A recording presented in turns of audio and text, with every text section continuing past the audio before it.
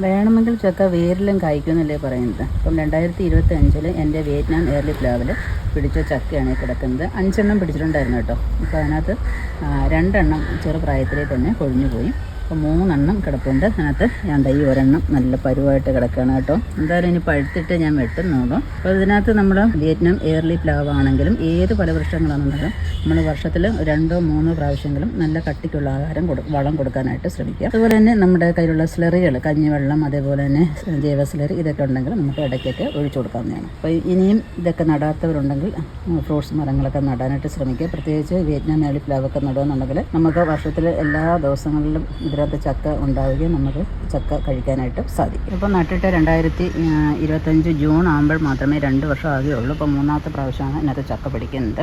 അപ്പോൾ ഇതിൻ്റെ തലപ്പൊന്നും ഞാൻ ഇതുവരെയും വെട്ടി കളഞ്ഞിട്ടില്ല. ഒരു ചില്ല കമ്പിൽ നിന്ന് മാത്രം കുറച്ച് കുഞ്ഞു ബ്രാഞ്ചുകൾ മാത്രമേ കട്ട് ചെയ്തിട്ടുള്ളൂ. വീഡിയോ ഒക്കെ ഞാൻ ഇട്ടിട്ടുണ്ട്. കാണാത്തവരൊക്കെ ഉണ്ടെങ്കിലൊന്ന് കണ്ടു നോക്കാം.